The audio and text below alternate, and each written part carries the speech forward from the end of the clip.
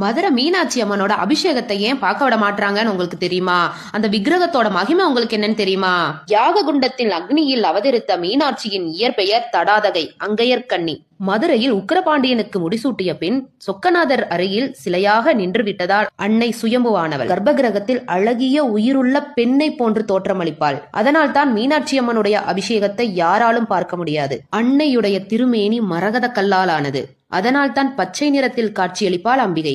அன்னையனுடைய வலது கால் சற்று முன்னோக்கி இருக்கும், ஏனென்றால் தன்னுடைய பக்தர்கள் அழைப்பிற்கு ஓடோடி வருவதற்காக. பச்சை நிற மேனியை உடைய மீனாட்சி கையில் பச்சை நிற கிளியை ஏந்தி இருப்பாள். மற்ற கோவில்களில் உள்ள தெய்வங்கள் அர்த்தஜாம பூஜை முடிந்து பள்ளியறை பூஜை முடிந்து அனைத்து தெய்வங்களும் உறங்கச் செல்வதாக ஐதீகம். மீனாட்சி அம்மன் கோவிலிலும் அர்த்தஜாம பூஜையும் உண்டு, பள்ளியறை பூஜையும் உண்டு. ஆனால் மீனாட்சி உறங்குவதே இல்லை. காரணம், அள்ளும் பகலும் மாந்தர் குலத்தை ரட்சிக்க கூடிய ஒரே தெய்வம் மீனாட்சி.